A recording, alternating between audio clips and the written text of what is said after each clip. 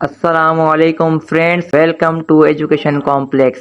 आज हम parts of speech में वर्ब पढ़ेंगे और वर्ब के एग्जाम्पल्स पढ़ेंगे सेंटेंस में यूज। तो वर्ब को शुरू करने से पहले हम एक क्वेश्चन को देखते हैं कि व्हाई वी स्टडी वर्ब। हम वर्ब को क्यों स्टडी करते हैं, वर्ब को स्टडी करने की वजह क्या है। तो इस क्वेश्चन को मैं एक एग्जाम्पल के साथ आपको बता रहा हूँ कि फॉर एग्जाम्पल मैंने अपने एक फ्रेंड को कहा कि मैंने एक बड़ी मर्सिडीज कार खरीदी है, वो भी 50,000 में। मेरा दोस्त सुनकर हैरान हो गया कि आपने इतनी बड़ी गाड़ी 50,000 में खरीदी है। तो मैंने कहा मैंने ये बड़ी गाड़ी 50,000 में तो खरीदी है, लेकिन इसमें इंजन नहीं है। तो यही एग्जाम्पल लेकर हम वर्ब को देखते हैं कि जो वर्ब है किसी भी लैंग्वेज में जो सेंटेंस होता है उसमें वर्ब एक इंजन का काम करता है। अगर किसी सेंटेंस में वर्ब ना हो तो वो सेंटेंस ऐसे होगा जैसे कोई गाड़ी बगैर इंजन के हो।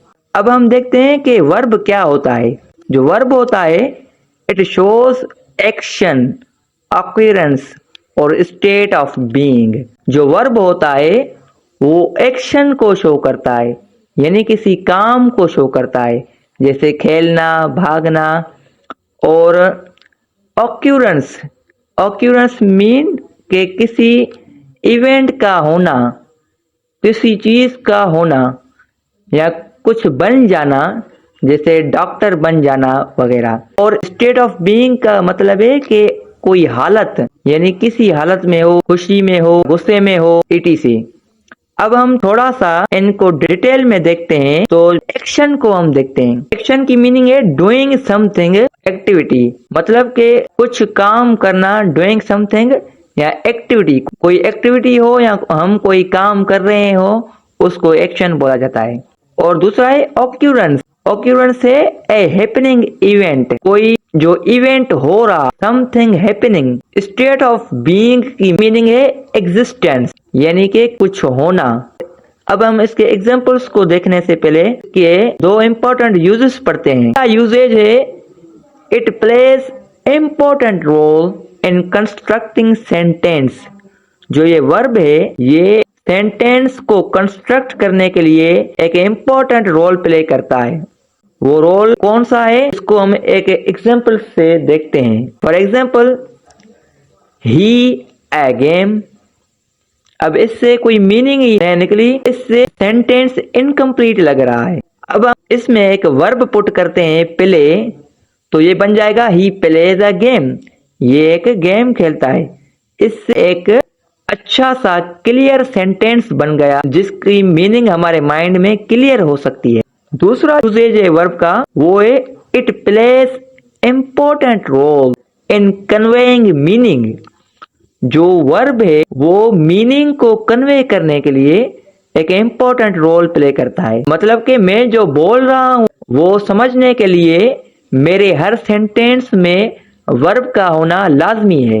इसको हम एक एग्जांपल से देखते हैं। वो ही सेम एग्जांपल हम ले लेते हैं कि ही ए गेम, ये एक गेम।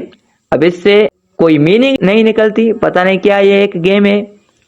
इसमें हम सेम ही प्ले वाला एक वर्ब पुट करते हैं इस सेंटेंस के अंदर, तो ये बन जाएगा ही प्लेज अ गेम, ये एक गेम खेलता है।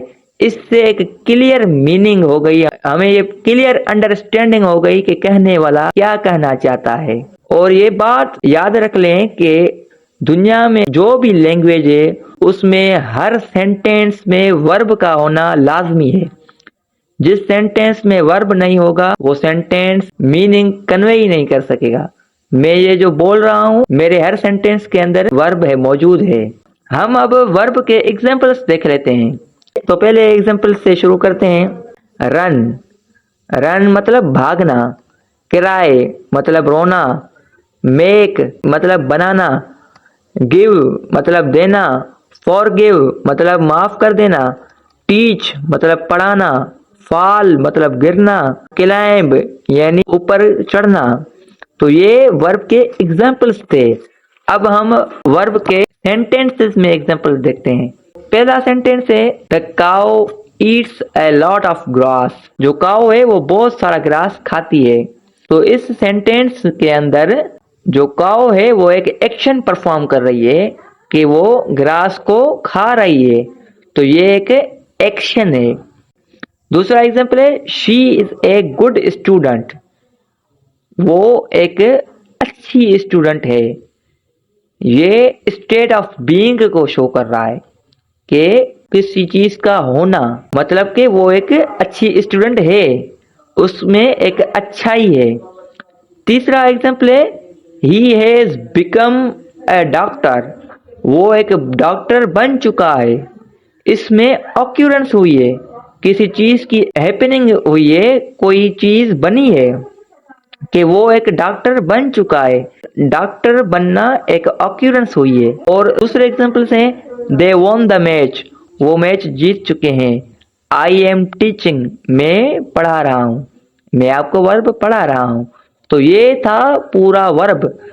आई एम होपफुल कि आपको समझ आ गया होगा। काइंडली चैनल को सब्सक्राइब करें और वीडियो को लाइक करें। शुक्रिया।